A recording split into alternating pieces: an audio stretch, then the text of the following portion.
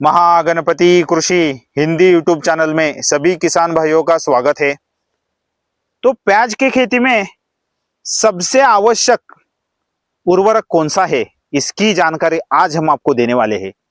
तो प्याज की खेती आप करते हैं तो प्याज की खेती में सल्फर यह उर्वरक आप प्याज की खेती को देना बहुत ही आवश्यक होता है।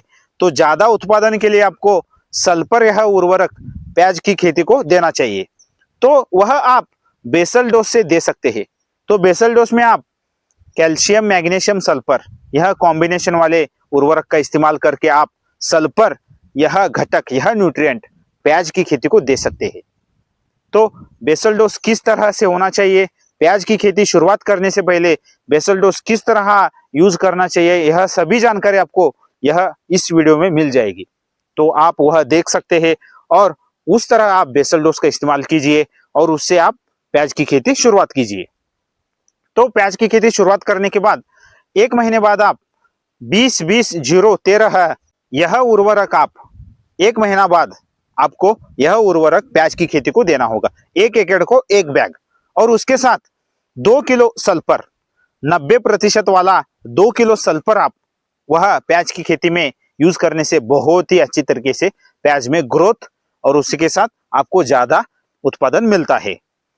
और उसके बाद आप 2 महीने बाद आप 10 किलो माइक्रोन्यूट्रिएंट 2 किलो सल्फर 90% वाला और उसके साथ 1 किलो बोरॉन यह आप मिक्स कीजिए और वह आप प्याज की खेती को दीजिए।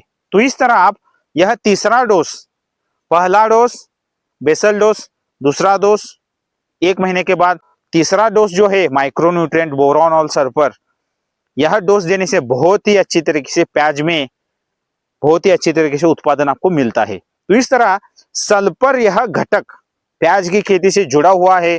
तो प्याज की खेती आप शुरुआत करते हैं तो आप सल्फर यह घटक यूज करना बहुत ही आवश्यक होता है।